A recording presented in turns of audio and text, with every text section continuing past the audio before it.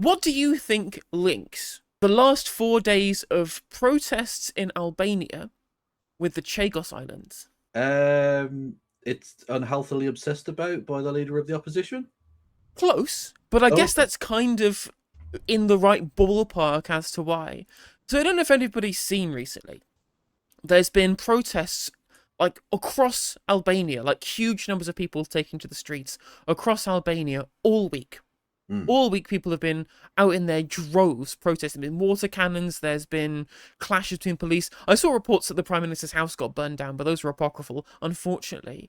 And it's about the fact that Jared Kushner and Ivanka Trump want to buy an island off the coast of Albania to build a luxury resort on. Because Ivanka Trump just happened to find the island and think, oh, this is incredibly beautiful, let's build a resort. That's the story that they're going with. Have you heard about this? I haven't heard about this, but I feel like Hosier, if we ever needed you more than we need you now, please, your people yearn for freedom.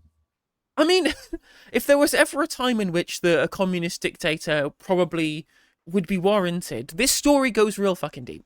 This story goes real fucking deep. So the island off the coast of Albania is an island called Sazan.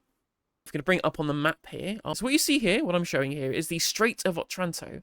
There's Otranto, which is in Italy, and here is the island of Sazan, which is right at the barrier of the Mm. Strait of Otranto, which is where the Adriatic joins the Ionian Sea. Yes, That is what the island of Sazan is. because we like in Europe, we like to carve up the tiny little inland water bits into even smaller bits of water, even though there's not practically any difference between these bodies of water. I mean, that is true, that is true. But as you can see here, like the shortest point between Italy and Albania here is right where the island of Sazan is. It's Mm. right where this Look, island is, right here. I'm just saying, Italy. The Tyrrhenian Sea is just another bit of the Mediterranean. It's not a different bit.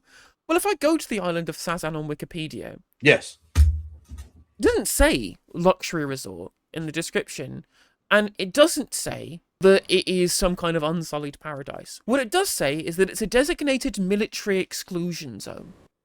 Right. Because the island of Sazan, historically, in times of like imperial conquest, imperial conflict, before the kind of modern era, had always been an occupied military installation.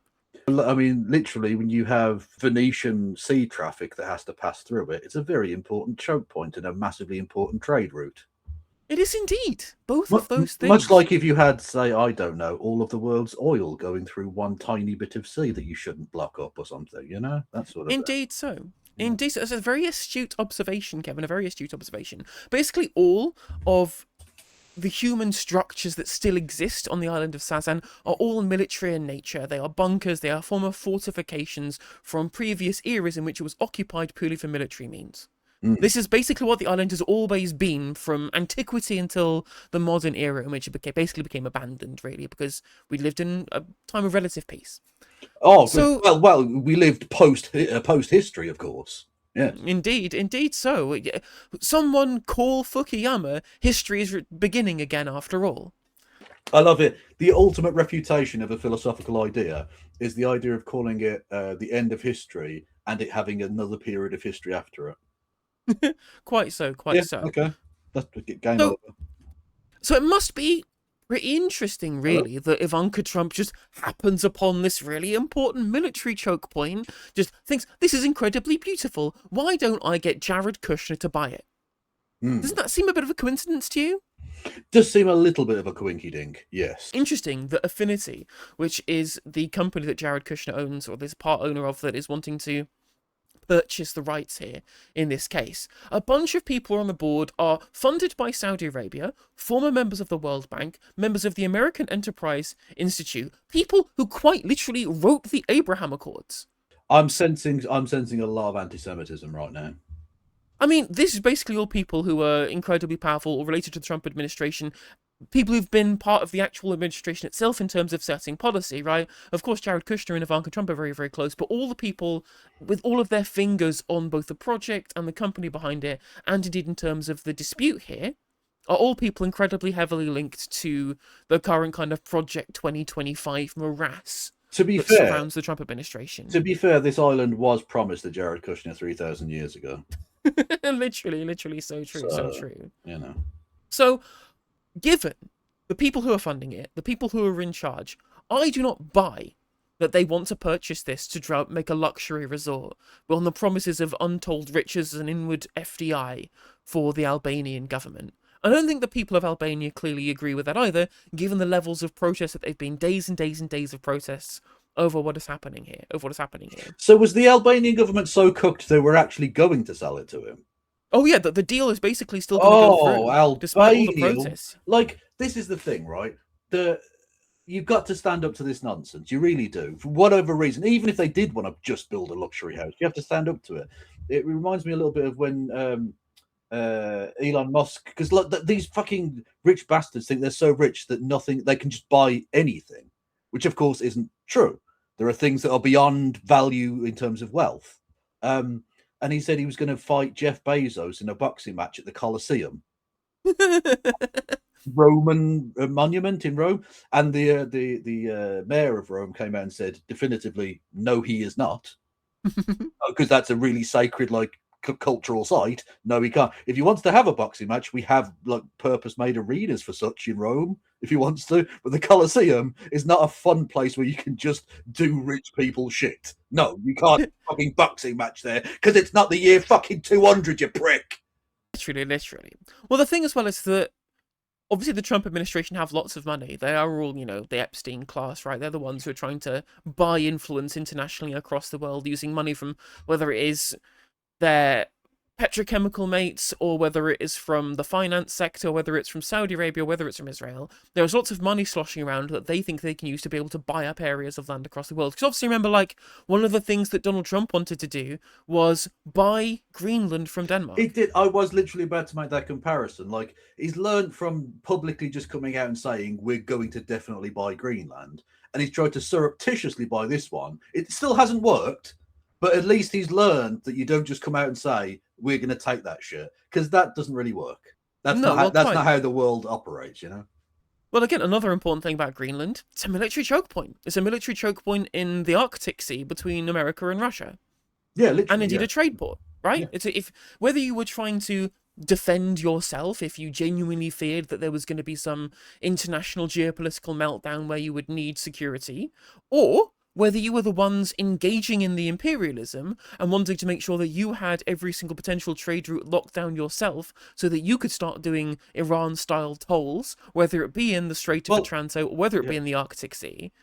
Well, this is the thing with Greenland. Like, they didn't even need that because they've already got massive military bases. Well, exactly, right? Although interestingly, the geostrategic importance of that particular area was summed up by the Cod Wars. I don't know if you're aware of those little babies. During the 1970s, Britain fought, I think, 4 wars. And I say fought in inverted commas because there weren't really wars. But technically, we went to war. There were naval engagements. The Icelandic government decided to be wankers and just massively expand their fishing right areas around Iceland, far beyond the usual, was it 3 miles around your coast type deal. And every time Britain went, no, fuck that noise, and got into battle. And Iceland threatened to leave NATO. And because Iceland is massively important to hemming in the Arctic fleet of the Soviet Union, it's literally right in the middle, and they didn't have radar that covered it all. The Americans went to the British and said, no, you have to back down now. So we lost 4 wars in the course of about 8 years to a country with no army. Incredible scenes. You love to see it. So cooked are we to America and have been for decades. Yes. Britannia rules the waves, of course. Well, I did say this, the 1970s, not the 1870s. Yes. But yes, so given the fact, as you pointed out, that Greenland already has American military bases on, it is already a NATO outpost to be able to defend the Arctic Sea from Russia. So all the claims from the Americans of needing Greenland for their own security are a fucking hogwash. It's nonsense. It is already part of their security state because of the fact that America controls NATO. So the only explanation for that makes sense is wanting to control the trade routes. Weird that they also have people incredibly close to the Trump administration wanting to buy this island, incredibly important for the trade route through to the rest of the Balkans via the Adriatic Sea. Yeah, massively important. Yeah. Which takes me to where I started off this conversation. Because there is another news story that's come out today. Okay. Trump reportedly considering buying the Chagos Islands from Mauritius. It's the inevitable outcome when you have a dodgy as fuck real estate mogul who's given the power of the most powerful nation the world has ever known, albeit at time of recording because China are about to take over that shit. This is what's going to happen. He just sees islands as real estate rather than places where people live and that. Well, of course, I do think that he sees them as real estate, and certainly you'd be able to sell to Trump that he has this big real estate opportunity. But of course, Trump is a moron and isn't in charge of any of these things, right? He's not in charge of anything that's going on here. He's just a fucking muppet at the top, getting convinced by Lindsey Graham and Netanyahu to start stupid wars for no reason. Yeah. But if, say, for example, again, you were looking to control trade routes and you were looking to expand your personal level of influence far beyond the post-World War II guardians of freedom of navigation to something a little more sinister than that, wouldn't you want to have control of the Indian Ocean? Wouldn't you want to have control of the Mediterranean? Wouldn't you want to have control of the Arctic Sea and not have any nonsense like, I don't know, it being a NATO base rather than your own sovereign territory in Greenland, or it being Albanian sovereign territory in the Strait of Otranto, or indeed it being Mauritian or UK territory leased from Mauritius in the Indian Ocean? Would you not want control of it yourself? It is pretty sinister, yeah. There seems to be a dark connection between these things. So yeah, It's essentially trying to do a worldwide sort of mafia trade route protection racket. I'm not saying that's definitely what's happening, but given that all of these things have happened incredibly sequentially, it's hard to write that off, right? You can't seriously tell me that all of these things are just being done specifically because America is worried about Chinese influence, right? It sounds to me, given that China have basically started no wars outside of Tibet in the last fucking 80 years, that any of that level of supposed fear of Chinese influence is something that you would say if you wanted plausible deniability. Yeah. It's what Trump always does. It's Trump enriching himself and his rich friends. Mm-hmm. That's what's happening. Yeah. And on top of that, potentially expanding American imperialism even further. Well, yeah, I mean, but as the guy in charge of that, he gets to set the boundaries and parameters of it and take a cut. Let's say. True. The Don of the mafia doesn't just hand it all out to the minions, does it? You know. No, quite so. And it'd be very easy if you were someone like Stephen Miller or someone from the Project 2025 morass of people who genuinely wanted to create a fucking American imperial vortex surrounding the world. It would be very easy to sell Trump on side by saying, "Ooh, shiny real estate opportunity. Look how rich he'll become." Yeah, and let's be honest, he's only awake about 4 hours a day now. I don't know if they're drugging him or what, but like he's a doddery old man. They replaced one mentally dilapidated old fuck with another one. I mean, what next? Are they literally going to have the fucking grandpa from SpongeBob elected president? I don't know how decrepit they can go. I mean, given the fact that both of them are older than every other president that's ever been president at any point ever, yeah, it's a bit of a problem.